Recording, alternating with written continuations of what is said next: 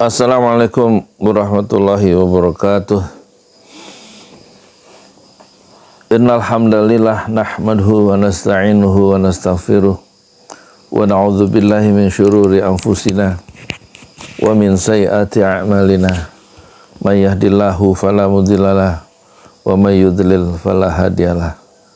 Asyhadu an la ilaha illallah wahdahu la syarikalah wa asyhadu anna Muhammadan abduhu wa rasuluh la nabiyya ba'dah.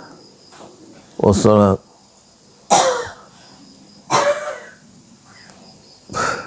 Batu munduk masuk. Wassalatu wassalamu ala asyrafil anbiya'i wal mursalin wal mujahidin Muhammad sallallahu alaihi wasallam wa ala alihi wa ashabihi ajmain. Ya penonton, mohon maaf ya ada batuk yang masuk, ya maklum gak ada studionya ya. Semoga itu dianggapnya sebagai backing sound ya. Kita akan berkenalan sekarang dengan Rasulullah Sallallahu Alaihi Wasallam yang sering kita lupakan. Jadi ada sahabat ya. Ini ada dalam kitab ini Riyadhus Shalihin, terjemahannya Syarah Riyadhus Shalihin. Riyadhus Shalihin itu karya ulama besar yang wafat dalam usia muda, kelahiran Damaskus, kelahiran kota Nawa, yaitu Imam Nawawi, yang wafat dalam usia 43 tahun, tetapi mewariskan karya-karya yang besar, termasuk Riyadhus Shalihin yang dibaca di seluruh dunia selama ratusan tahun. Jadi ini ada sahabat namanya dari Abu Firas, Rabi'ah bin Ka'ab al-Aslami. Abu Firas adalah pelayan dari Rasulullah Sallallahu Alaihi Wasallam, dan dia termasuk Ahlus Suffah. Ahlus Suffah itu sahabat yang secara ekonomi itu tergolong fakir, tergolong miskin, dan ditanggung hidupnya oleh Rasulullah. Dan mereka tinggal di Masjid Nabawi, yang saat itu tentu masjidnya sangat sederhana, dari tiang-tiang dan pelepah kurma berlantai pasir. Abu Firas Rabi'ah bin Ka'ab al-Aslami itu satu hari berkata, ya kuntu, katanya, saya terjemahkan dulu ya, aku bermalam bersama Rasulullah Sallallahu Alaihi Wasallam. Kemudian aku, kata Abu Firas, menyediakan untuk Rasulullah air wudhu ya, dan kebutuhan lainnya. Kemudian Rasulullah bersabda, mintalah kepadaku, bersabda kepada Abu Firas. Aku berkata, aku meminta kepadamu ya Rasulullah untuk menjadi kawanmu di dalam surga. Rasulullah bersabda lagi, apakah tidak ada permintaan selain itu ya Abu Firas? Aku menjawab, sudah ya Rasulullah, itu cukup permintaanku, hanya itu, jadi temanmu di surga. Lalu beliau bersabda, kalau begitu fa'aini ala nafsika bi kasratis sujud, tolonglah aku untuk ya, supaya kamu menjadi temanku di surga dengan cara kamu banyak bersujud.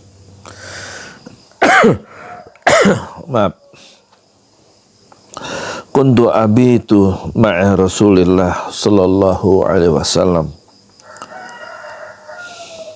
wa atihi bi wudu'ih wa hajatih wa qala salni, qultu as'aluka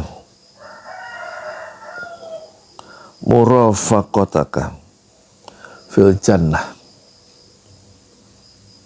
as'aluka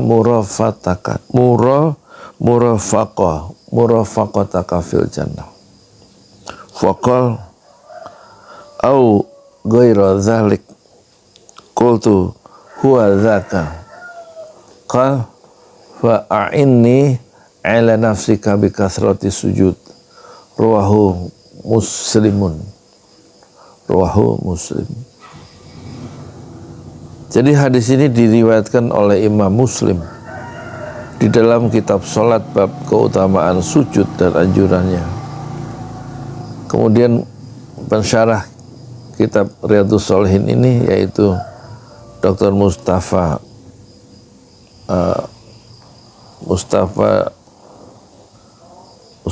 Dib Al-Bugho menjelaskan beberapa kata dalam hadis ini. Pertama, as-suffah.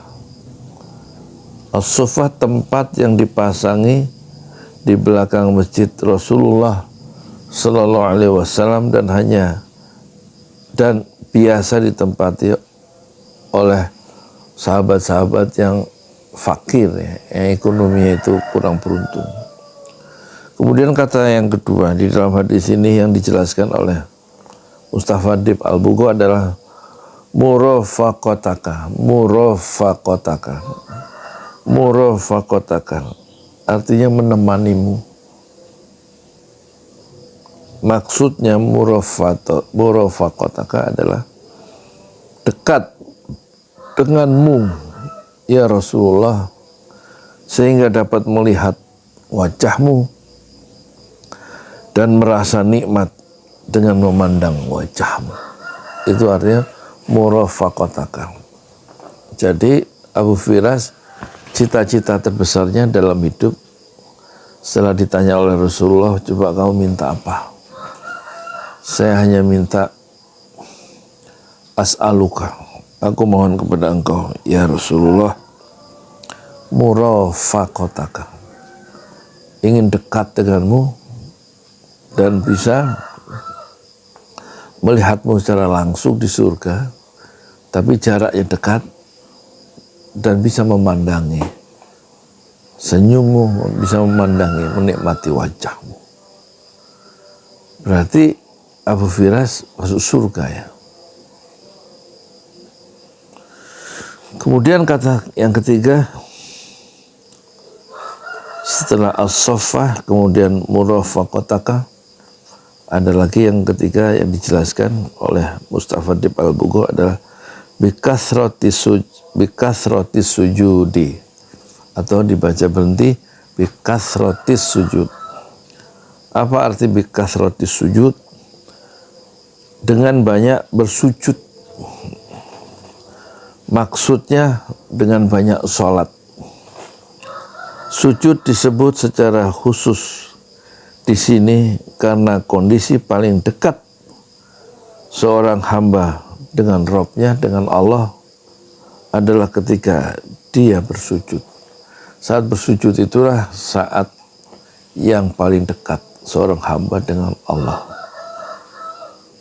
Kemudian di sini ada 4 mutiara hadis. Satu, hadis isi dari hadis tadi.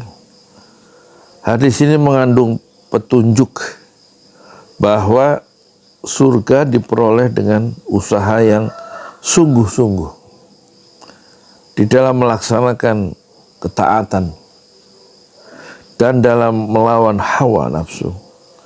Sedangkan orang-orang yang berjuang dengan sungguh-sungguh akan memperoleh kedudukan dekat dengan Rasulullah Sallallahu Alaihi Wasallam di surga. Jadi untuk menjadi murafaqataka, dekat dengan engkau ya Rasulullah, Rasulullah minta supaya kita menolong Rasulullah dengan cara kita memperbanyak sholat, memperbanyak sujud. Saat sholat, saat sujud itulah saat paling dekat ya hamba itu dengan Allah, dengan mencercahkan dahinya ini, dibuka sedikit, nah mencercahkan dahinya ke tempat sujud. Nggak ada cara lain kecuali dengan sujud. Ciri daripada pengikut Nabi Muhammad yaitu bersikap keras, tegas terhadap nilai-nilai kekafiran dan ruhama'u bainahum, dan memiliki rasa kasih sayang terhadap sama orang beriman. Dan yang berikutnya di dalam surat Al-Fat dikatakan orang-orang yang pengikut Nabi Muhammad adalah ma'hu wahabu bainahum tarahum, kamu lihat pengikut Nabi Muhammad itu ruka'an sujud dan sujud. Tarahum ruka'an sujud. Walladzina ma'ahu asyidda'u 'alal kuffari ruhama'u bainahum tarahum ruka'an sujadan yabtaghuna fadlan minallahi wa ridwana. Jadi kamu lihat pengikut Nabi Muhammad tuh cirinya salah satunya adalah selalu ruku, selalu sujud untuk mencari keridhaan Allah. Dalam agama lain tidak ada ibadah mereka itu sujud dan ruku, hanya dalam Islam. Dan itu ciri dari orang-orang yang bersama Nabi Muhammad, yaitu orang-orang beriman. Kemudian hadis yang kedua, para sahabat memiliki keinginan yang kuat ya, untuk bisa menemani Rasulullah Sallallahu Alaihi Wasallam di akhirat nanti. Jadi tujuannya betul-betul tujuan yang hakiki ya. Masuk surga dan menjadi teman dekat bersama Rasulullah. Itu keinginan para sahabat itu. Yang ketiga, boleh meminta pertolongan dalam menyediakan air wudhu. Tadi Abu Firas ya, Rabi'ah bin Ka'ab al-Aslami itu mengambilkan air ya. Mungkin di sini pakai kantong air dari kulit hewan. Rasulullah wudhunya kan airnya cuman seini.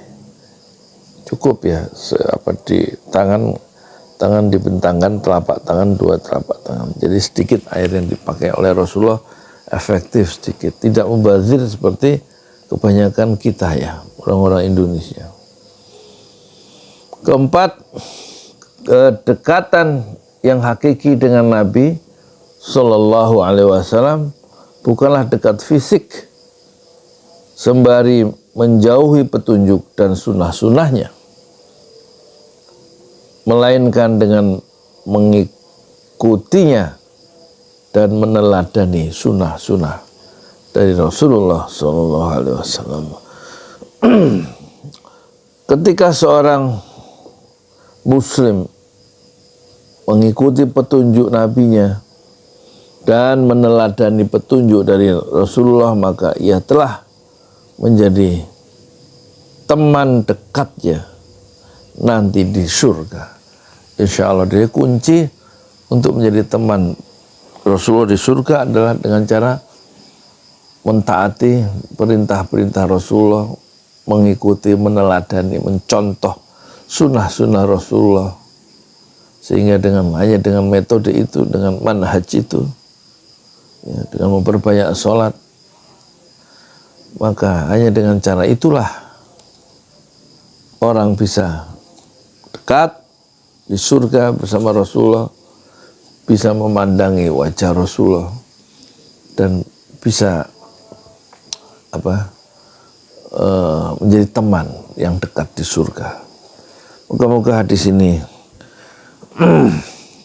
yang berisi informasi sangat penting ini bisa menjadi panduan dalam kehidupan kita hari-hari ini dan hari-hari mendatang dalam kehidupan berbangsa bernegara kita yang sangat ya, merusak nilai-nilai kejujuran ya, tidak memperhatikan nilai-nilai kebenaran, keadilan, kecuali hanya memburu jabatan, posisi politik, dan lain-lain. Semoga hadis ini bisa menjadi panduan untuk kita bahwa tujuan kita sebagai seorang beriman adalah visi kita menjadi teman dari Rasulullah di surga, sebagaimana keinginan dari sahabat Rasulullah, pelayan Rasulullah, namanya Abu Firas Rabi'ah bin Ka'ab al-Aslami. Moga-moga ada manfaatnya. Assalamualaikum warahmatullahi wabarakatuh.